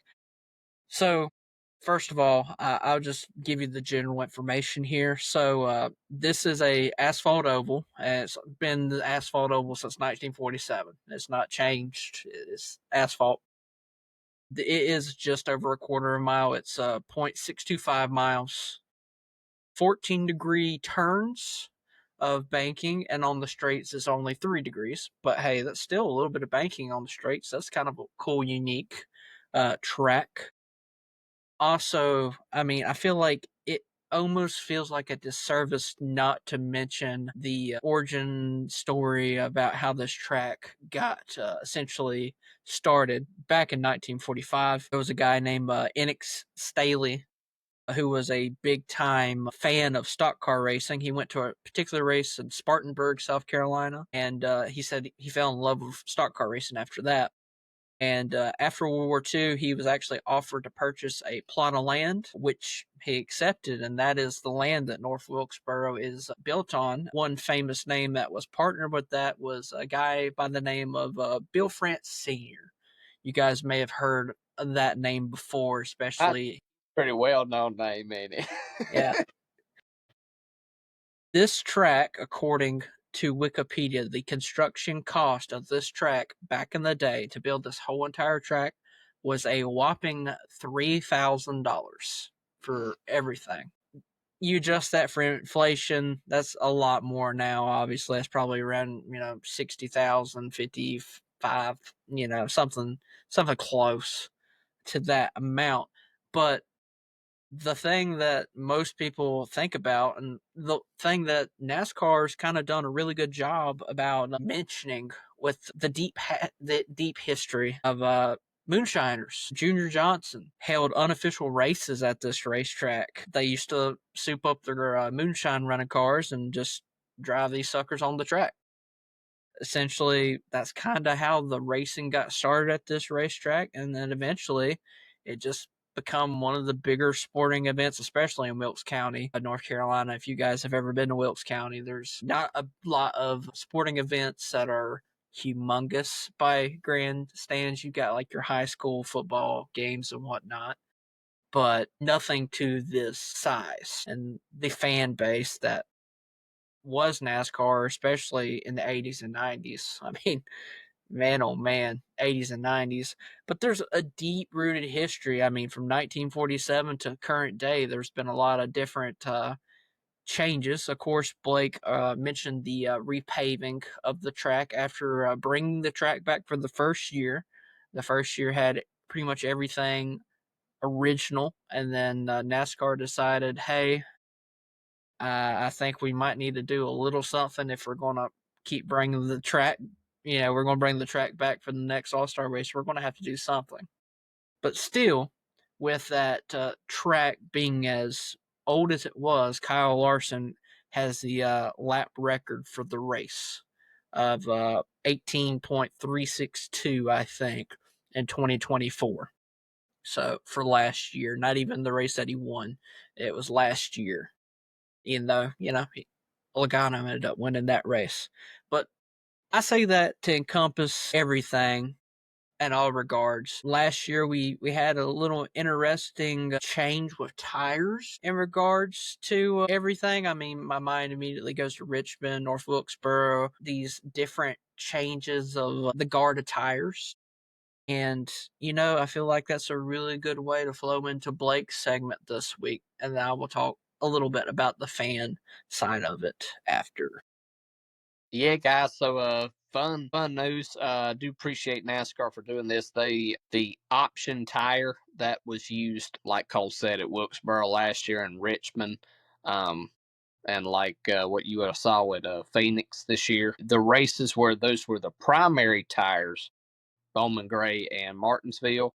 That is, I say all that to say these are going to be the main tires for the Cup Series this week. So, what those tires do, they give you a good amount of speed at first, but then you fall off pretty severely after about ideally 30 to 40 laps. So, you should have some pretty good speed, but the fall off should be a lot more tremendous. Last year, to give you a perspective, it was a repave, even when the cars had 900 to 1,000 horsepower. To get tire wear at a track was tough on a repave. Last year had um, about 4 tenths fall off on it, which it's not great. But so this year, I feel like if they could get anywhere from 7 tenths fall off to a second fall off, I feel like that would be pretty good for a year or two repave. So that's going to be something that I can see, because especially if they're half a second to a second slower and that promoter's caution is thrown at just the right time, I think you're going to be able to see some tire strategy go on there. So super happy about that. Those are NASCAR and Goodyear trying to go for a softer tire, and that's definitely what you need at a track like Wilkesboro. So super excited about that. The trucks are running the same tire as they did in 2023 and 2024. That was a pretty good tire. Put on a really good race in 2023, and the race was pretty good in 2024. Corey Heim just walked the dog with them, kind of like Larson did at Kansas, and like Logano did last year. But racing was overall pretty good. Yeah, that essentially does it on the tires. There is with being a It's short. gonna rain. Yeah, I was about to say they will have the wet weather tires there just in case for the trucks and the Cup Series. If you're not in North Carolina, you know that it has been pouring a lot this week. It looks like that all should clear up by Thursday. However, it is going to be hot this weekend, and it is not above North Carolina weather for it to get so hot that a little rain shower pops up. So be on the lookout for that, because that potentially could play a factor. Looks like the rain might get out of the way, but you just never know. North Carolina weather is very up and down. You'll have a day before it'll say it's sunny, then it'll have rain in the forecast on the weather apps. So you never know. But tires look like a good situation this week, and hopefully they'll be able to really hone in on this tire and figure out what they can do better. And I hope some of these teams will run some of the lowest air pressure that they can, like how Brad was doing at Kansas. I hope that these they'll run them low for faster speeds, but you do have risk with that also. So the good part is the repave from last year. They repaved it in a way that makes it age quicker, the way that they did at Texas. All right. So I looked at some Instagram videos and some stuff on Facebook. It does look like that this track has aged much more than what you would expect for a 1 year difference. So I think that should help. And like I said, it is going to be hot. So track should be hot and slick, and the tires will build up a lot of heat. And so I would think that would be more fall off as the race goes on. So it'll be interesting to see how they play out just for the Wilkesboro race. Yep, absolutely. Fan side of North Wilkesboro is, like Kent said, it's like walking into. You ever go to like your local candy store that's like old school theme? Like you go there and they got like the weighting thing, like they got the Yeah. middle weight where you put your candy on top of it. Opie's store, Yeah. man. Yeah, Yeah. Opie's and Mount Airy. There used to be one in Rockford, very old school wood building. It's like a cabin. It's like that, but of the racetracks. It's like a time capsule, essentially. You walk in there, and it's got the renovations to make it look newer in a way. Like it looks updated, but it's not lost the key elements of what it was in the past, and it maintains that. Rockingham, I guess you could view it kind of the same way. Rockingham, like even in the bathrooms, they still have like the old school, like group urinal thing, for you dudes out there, you understand. Like it's just a big old line. There's no separation or anything. It's like a horse trough almost in a way. But uh, You got it at Atlanta Motor Speedway too. It's yeah, yeah, it's great. well, Everybody loves it. It's one of those tracks you definitely run to the stalls in the bathroom, regardless of what you got to do. I do. I'm not insecure. I don't know. I just Fair. I just, it's not that I'm insecure. It's just I don't know this guy beside of me. You know what I'm saying? Like I don't know what he's. Yeah. Anyways, yeah. Rockingham was very much like a time capsule. So if you're at Rockingham, it's going to be kind of the same thing, right? In all honesty, so expect old school, like Darlington throwback weekend, but actually the track itself rather than the cars, like doing the paint schemes and stuff. In all honesty, I think that's a good way to look at it. It's going to feel like you were transported back in the 80s and 90s, or, if you want to be in the 70s, whatever, cool. But it's, and the fans there are very old school. They are very traditional old school fans. You don't see a lot of these fans that are newer. You have a couple, of course I'm going to bring my granddaughter who's never been to this racetrack. I used to go to this racetrack back in, when it was open kind of deal thing, but you don't see many people that just like walk into like a Daytona that's like casual race fan. You don't see a lot of that. These are old school. I mean, redneck, you can call them blue collar, whatever you want to call them. That's what they are. Definitely your fan base. Yeah. So the autographs in regards to North Wilkesboro, the first year that we went, oh my gosh, the fan access was absolutely ludicrous. We were walking by, you had Richard Petty coming by in a golf cart, you had Michael Waltrip walking by you. Uh, I mean, it was all kinds of craziness. I think we seen Jeff Burton, Larry Mack. Larry Mack. We seen everybody. Yeah. The press booth, I mean, it's very old school. I mean, it's kind of like, is it Martinsville that's got the elevator where they come straight out? They do have that, but it's Darlington that has the only one way. Yeah. The one at Martinsville is a little bit more sophisticated. That one in Darlington looks like it ain't had a elevator inspection in about 25 years. It's like, it'll be fine. Just put a little WD-40 on it. It'll slip on right down. It'll be all right. But it's very much a fantastic track for fan access. Now, they did close it up last year. It used to be on the backstretch. That's where me and Blake actually sat the first year when they had the pop-up stands in the backstretch, which was really cool. Yeah. But they kind of shuffled that off last year, and some people said it was, legality issues. There was a couple of legal things that happened, but your merch hauler stuff is still going to happen, and you're probably going to see some pretty big names come out for All-Star Weekend. You might even see some throwback drivers come back. Maybe you see Carl Edwards make another return. Casey Kane, somebody like that, might make a guest appearance at one of the NASCAR haulers. I know Richard Petty's made a couple this year. Usually him and Kyle do a group signing, and you got to be like one of the first people to get 25 armbands or something. So it's tough to get those, but it's a possibility. But the whole experience in North Wilkesboro is fantastic, and it is a rather expensive ticket for the Cup race. Admittedly, it's not nearly as bad as it used to be because you'd have to buy a 3-day ticket essentially for the most part, unless you bought it secondary market. Which I think Kent, that first year you were there, you bought your truck ticket like what, a couple days before, a week before, something like that.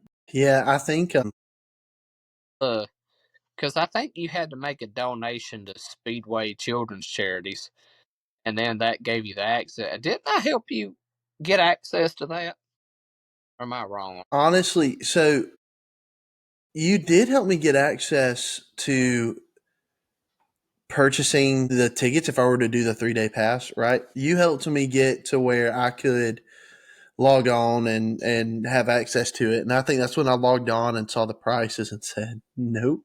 Closest computer.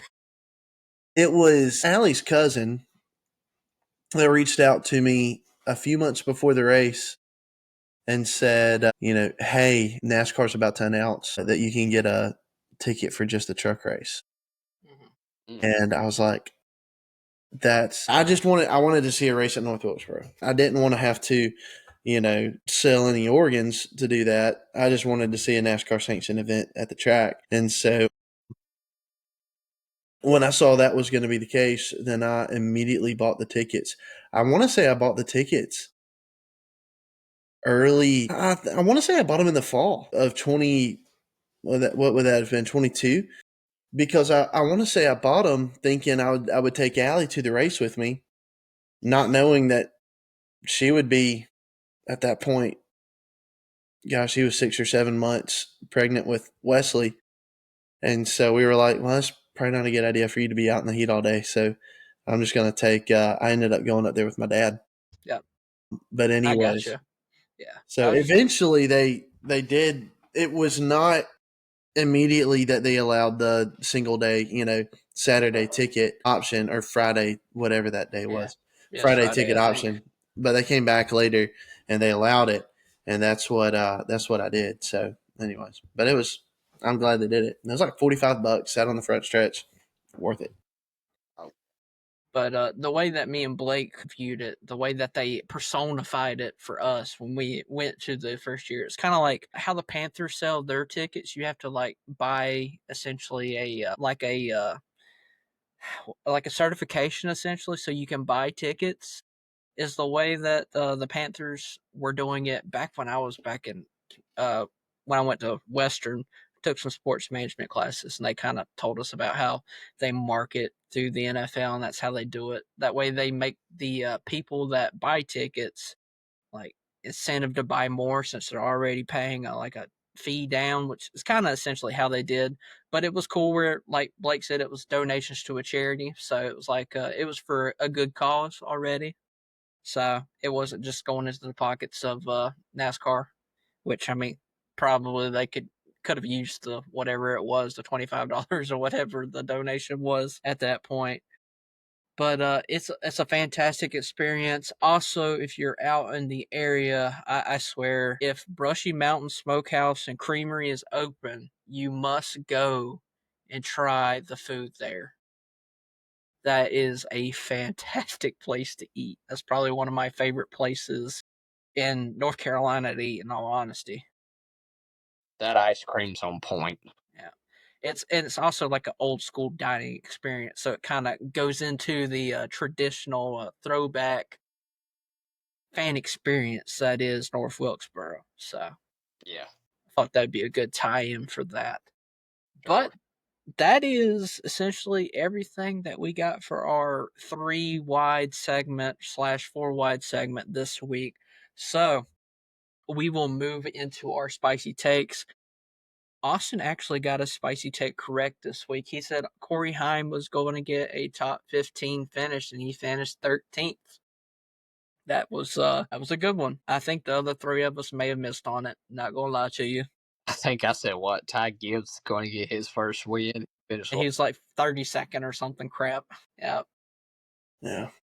I've not hit one hot take. I think I've hit a partial hot take. I think I took credit for one, but it was like, Yeah. I said Hosefar would get 2 top 5s, and he won the truck race and let me down on Sunday. yeah, yeah. He was true number one. He let Lane Riggs know that he was number one too on that whole lap or half a lap, which That is was a good wild. finish. I think Lane should have been a little patient and stayed with the top there, but I don't know. It is what it is, but a lot of people are happy to see Hocevar wins. Like I told Blake before, it's good for Spire, not to backtrack, because the way that they do everything in regards to marketing for not only the team for sponsors, but also teams that bring the sponsors down. So like Delaware Life or whatever his sponsor was, it was on the truck as well. Of course, that is the same organization, but you also have a couple of sponsors that they bring over, like Sammy Smith's bringing over his junior motorsports sponsor this weekend. So it was good to see. Even though I'm not a 100% host of our 100% supporter like Austin and Blake are. They are down on that train. They've already bought their tickets. They're punched in their seat, and they're not leaving until it gets driven off the side of the earth because the earth is flat. I was about to say the Earth's flat. Yeah. That's why it doesn't get pulled back down. See, that's what happened to Austin Dillon and Richmond. Is the earth is flat, so Austin miscalculated for the flatness of the track, and Yeah, that's what happened. there was no curvature involved. No, not at all. Not a dang thing. But what is y'all's spicy takes for this week? I'll start with let's go with Blake today. I'm gonna say Wilkesboro will get 90% or more in the positive on the Gluck Good Race poll. Okay, that's pretty spicy the way that the fans have been voting here lately. In all honesty, I think the Cup Series revival starts. I hear you. What about you, Kent? You have anything in that noggin of yours that you're really thinking about?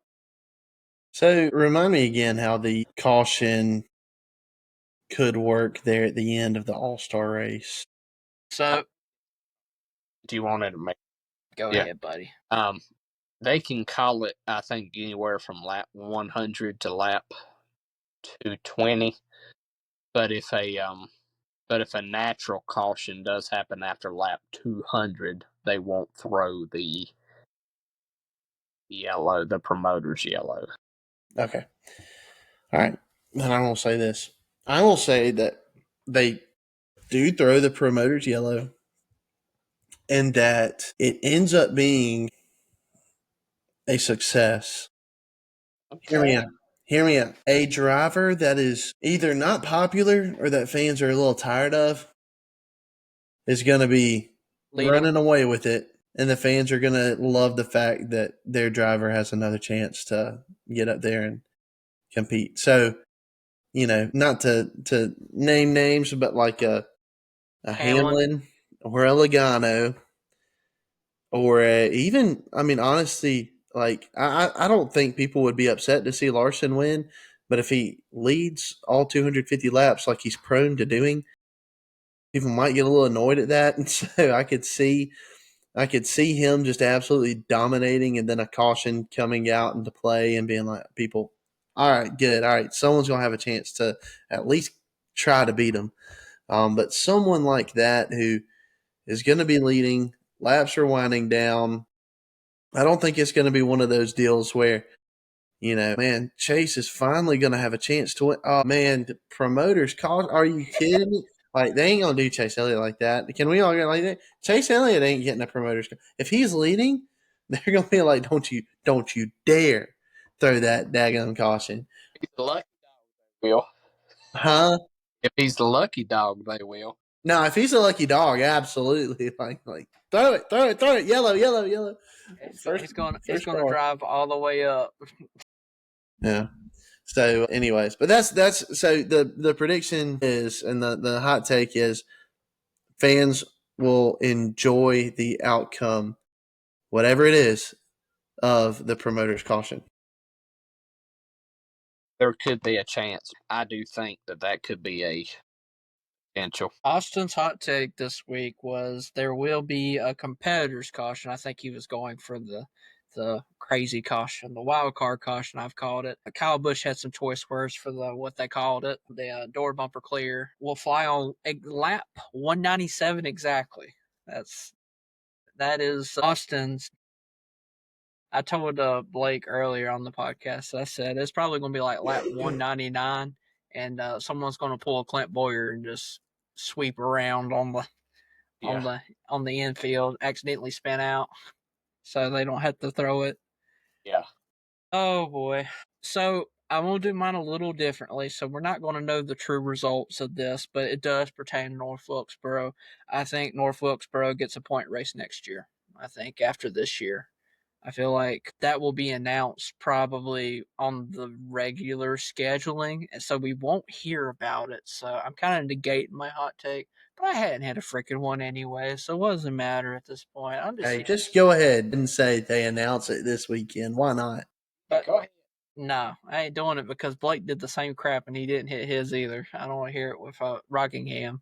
Rockingham did not announce crap. Well, Can now you? let me ask you. Let's get even spicier. Okay, I'm sure. What track goes off the schedule, and which track does Wilkesboro replace? Okay, so I feel like it's a pretty easy end that probably Mexico City is going to be gone, unless it's just a fantastic like reception and race is fantastic. If that happens, I'm gonna say Chicago's gone. Okay. I think one of the road courses has to go. Yeah, since it's the All Star weekend, can I make a spicy take upon your spicy take? Sure, sure. I say they're going to take away Spring Bristol and give it to Wilkesboro. It's probably if they don't fix the freaking package, it's probably for the best. Yep. Because at least you'll have the Bristol will have the hype around the one, race, and of It'll course it's sell being out. it already sells out being the night race half the time. So I mean, It's the same company, and honestly, all you got to do it is move over one state line, and you're reaching the same demographic. I think it's going to happen. Bristol getting one race next year. I like it. I said it. Screw it. Alrighty, boys. So I also get to take over Austin's segment with the Pick'em series. So to recap, last week, or technically this week, I guess in a way. So we're going to start with the old truck series. Kent ended up catching the win with Hocevar flipping his way off to a P1 finish. Blake ended up finishing P2 after the Lane Riggs disqualification due to his faulty equipment. Austin had a miraculous comeback with Corey Heim. Corey Heim, of course, got sent to the back of the field and was able to finish P3 after the disqualification. So he ended up finishing third with a P3. So that's a 1-2-3 finish. And then you have me with Chandler Smith finishing P17. He kind of screwed himself once or twice. Had a really good running car, both front row cars, trucks, whatever. Looked really good, in all honesty. But it is the way of the road with front row, it feels like. So, with me getting the last finishing position, I get the first pick this week, and I cannot pick the drivers of Chandler Smith, Stuart Friesen, or Ty Majeski. So those are the three that I am off limits on. Actually, no, Austin picked Ty Majeski. It's Chandler Smith, Friesen, and Sammy Smith. Sammy Smith would be a great pick for this week. He ran really good in the trucks. So I feel like the only choice that I really should consider looking at the entry list, I'll probably go with Kyle Busch this weekend. I feel like it's the right choice. I think Sammy Smith probably be the one that I would personally prefer, but since I cannot pick him, I will pick Kyle Busch this week. So next would be Austin. And Austin texted me the two drivers that he wanted, knowing that he was going to be the second pick. His preference was, let's see here, Kyle Busch, which I took, and then Lane Riggs. So he'll be taking Lane Riggs, of course, short track king. So that is Austin's pick for this weekend. I'm so not used to doing this. I'm trying not to slaughter anything on this Google document. I'm just going to rig all the points while I'm here and put myself down, 50 points, negative 50 points so I can get that last place finish I've been striving for. Alrighty, so Kent won, so Blake would have the third pick. Blake, you cannot pick. Let's see here. I am reading. Reading is hard. You cannot pick Byron. You cannot pick Chandler Smith. And you cannot pick Corey Heim this week. It. Man, and the other two that I was going to pick have already been taken. Give me Grant and Finger. Okay. Old school kind of racer. Great on short tracks most of the time. Great personality. Love Grant. He's a good guy. Kent, that leaves you with the last pick, and you cannot pick Carson Hocevar. You can't pick Corey Heim, and you can also not pick Brandon Jones, which is not running this weekend, I don't believe. So you don't have to worry about old Brandon Jones. Yo, we really none of us picked Heim. I wish I could pick Heim. I feel like you can save Heim for any race, in all honesty. Nah, Yeah, you can pick him and expect to at least be in the running for the top two positions. mm-hmm. Man, this one's difficult. I'll go. Give me Daniel Hemrick. Daniel Hemrick won Martinsville. He's an old modified driver. Great short track king in his time as well. So let me get everything put in here. So I got Austin with Lane Riggs. I got Blanco with the Infanger. And I got Kent with Mr. Daniel Hemrick. And to remind everybody about the points for the trucks, currently Blake has 22 points. Kent has 21. Austin has 20. And I am in dead last, as I should be, 17th. Points to my name. Xfinity obviously didn't run this weekend, and they don't run. Well, didn't run last weekend, don't run this weekend, but they do run in Charlotte. So we will be looking forward to that and picking that race. That Xfinity race at Charlotte's always a really good race. Last year, Chase ended up catching the win. Allgaier, of course, looked good as always, so that'll be a really interesting one for us to pick. So, of course, we cannot pick technically. Well, we technically can, but I don't think we are. We'll make everything locked in. But the way that we work the All-Star race in for us is these open drivers. If our open driver that we pick ends up winning the Open or getting in on the Open and then wins the All-Star race, that I think it's either +5 or +10 points to our name, which is a substantial change to the format for us. So that's a great amount of points. That could really shake up the standings. That could put someone that's already on top way up there, or it could be, someone's detriment. Like, for instance, like Austin, when Austin was up 10 points against him, could put him in dead last, in all honesty, if it was the wrong person. Austin had the worst finish, with Hamlin finishing P36 this week because of the clutch going out. Had a fantastic car. Probably had a great chance of beating Larson this week. In all honesty, had probably the fastest car on track. So he would be picking his open driver first. And he is obviously considering 4 drivers. And I will give you one. He says Ryan Preece would be his guy. Ryan Preece, of course, being a modified driver, short track extraordinaire, has a little experience in North Wilkesboro, of course, driving those modifieds, as Blake said, and that would be his consideration. Next on the chart would be Blake. So, Blake, what is one driver that you'd be looking forward to picking and maybe shift the scales in your favor? He is somebody who does well at this track is Bubba Wallace. He finished second in the All-Star race 2 years ago, raced his way in last year and did fairly decent. And so, yeah, I'm going to be looking at Bubba Wallace. Do we usually pick? Are we going to pick those after qualifying, or? I think that's what we usually do. I Okay, think I we thought we usually week of or during the week, but that's fine. I'm cool with whatever. we'll make sure we check up with Austin, but I think it'll probably be up to him. That's usually how it goes. But yeah, Bubba Walsh is a good pick. That's one that I would consider top 2 in my opinion. Kent, you would be next. With Bell finishing P2, had a fantastic run. In all honesty, even though that you may have overlooked that you could have picked Kyle Larson.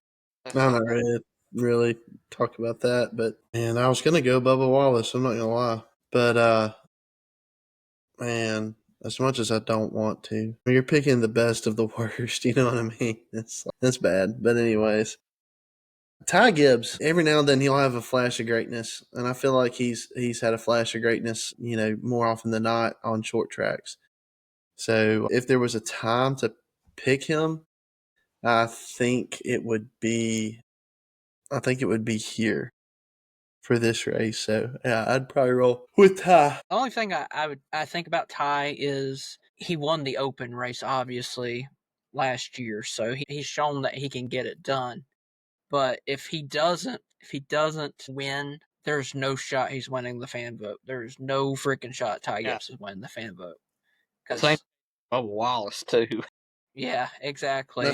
Well, I have another driver that I have in mind because of the fan vote. Yeah, you're probably gonna say Noah, and Noah's probably not gonna win the fan vote. I think SVG is gonna win the fan vote. Really? I think Noah's got that personality though that I think fans absolutely love. I agree, but I think we're just overlooking how much of the fandom that SVG has so far. It's been wild to see. Austin thinks kind of the same thing. There's a lot of crossover fans, supercross fans that may vote for him just for, kind of like how people vote for Chase Elliott just because he's Bill Elliott's son. Kind of the same thing in a way. And then, of course, I am last because I finished first this week. I picked Kyle Larson this week, won both stages, and won the race. So I have a hard time picking, obviously, but the good thing about this is it doesn't factor into who we can't pick for the next race for the Coke 600. Yeah. And a lot of these drivers we would pick for the Coke 600. In all honesty, of course, we're not going to pick probably Bubba Wallace, maybe Ty Gibbs. Ty Gibbs does well at Charlotte. He won the Xfinity race at Charlotte. Priest was a good one. Bubba was a good one. Gibbs is one. But I would honestly I might consider Hocevar, in all honesty. Hocevar has shown great speed. So if he qualifies well, if we know, of course, with the short track package here, qualifying speed seems to be king because there's not a lot of maneuverability when it comes to passing for the most part. Fall Martinsville, when Blaney won, that's probably the most passing that we've seen, especially on the green flag run. And we have the option tires essentially, so that's gonna bring it in a little different ordeal here. But I think that is who I would consider being the last pick. I mean, honestly, my sheet was Bubba and Gibbs for my top two, but I know I was obviously not going to get them, You being know, where I'm at. I think an honorable mention too, the way he's been running the past couple weeks might be Michael McDowell. Yeah. Or Yeah, John Hunter, in all honesty. I think John Hunter's shown he's been fantastic this year. but that's man, I tell you, when you look at, I think it just hit me, but you look at McDowell, Hocevar, Gibbs, Wallace, Priest. You've got some guys who would, and these guys ain't always known for playing pretty either. So this open race, I think it might just be shaping up to, and you got Justin Haley who made a late race run last year. This is gonna be a good race. I think if Ross was in that race, that'd be also another guy that's like nitty gritty if he had to, race for that win. But luckily, he was able to catch a win last year towards the end of the year and was able to solidify, make sure that he got a guaranteed spot in the All-Star race, which is how the All-Star race works. Obviously, if you win, was it year prior or the current year, you get a bid in. Former champion, you get a bid in. And that's essentially, of course, with the open that we explained. You can get in that way in the fan vote. So, alrighty, boys. So, Austin is still in the lead with 37 points. I am now second with 34 points. Kent is third with 30 points, only 4 points out, still in striking distance. And Blake is just 1 point out of third place with 29. So, it's shaping up to be a really good, pretty much. It's the middle of the year, and we're still all in striking distance of each other. So, uh, don't expect anything different. The only two people, though, that have their championship picks locked in are Kent and Austin, Christopher Bell and Kyle Larson. Blake has Tyler Reddick, which we hope that if he runs better than he has been to get that guaranteed spot in. And I have Ryan Blaney. If a win's not coming, he can point his way in all honesty, as long as he doesn't get a couple more DNFs. I'm not sweating it too bad. So that is it for us. We are going to be excited for North Wilkesboro, but in all honesty, I'm probably more excited about looking forward to Charlotte the week after with the way the mile and a half's been running on these cars. Hopefully, being able to see, an actual Coke 600 that's not negated by a couple laps due to a little bit of precipitation in the area. For sure. I tell you, boys, it was fun at the Coke 373 last year. Also, a little note for you North Wilkesborians that are going to go to the racetrack. I would probably suggest bringing you a little thing of sunscreen. After my experience last year, especially if it's going to be 90 degrees, I would say that you probably might want to upgrade your sunscreen to maybe SPF 150 or some crap, because that sun is brutal, especially in those seats. I got absolutely baked last year, and not in the good way. I looked like a turkey leg in a medieval convention. I was so red. And to that point, if humidity is going to exist at all, you already know you have to do a lot of walking. Fellas, Goldbond is your friend. There you Yeah. go. So, little tips to you. I mean, we're trying to prevent you from absolutely dying of burnt and chafing, the two like worst enemies of any person at a racetrack. The only thing else that could be terrible is if you wear flip flops to a racetrack, but definitely don't do that. Nobody wears flip flops to a racetrack. Never you. No, especially not in the infield of Daytona during the summer. Yeah. No, never. Why would anyone do that? Man, he looked like he had one of those Old Testament skin diseases that you have to take to the priest and they get banished for about 7 days. He was unclean. I needed Jesus to touch my foot and heal me that day. Just reach out and touch a garment. Yeah, it was rough out there. But I tell you what, though, if you are in Daytona and you do something stupid like that, the sea is your best friend, because that thing, I mean, it softened that wound up and it was gone in like a couple of days ish. Yeah, a couple months it was better. Little do you guys know I'm missing a toe, and I've just never said it. Well, on that note, guys, can't wait to see you in Wilkesboro. Yep. 4 toes or 5 toes. We'll be here. See you guys later.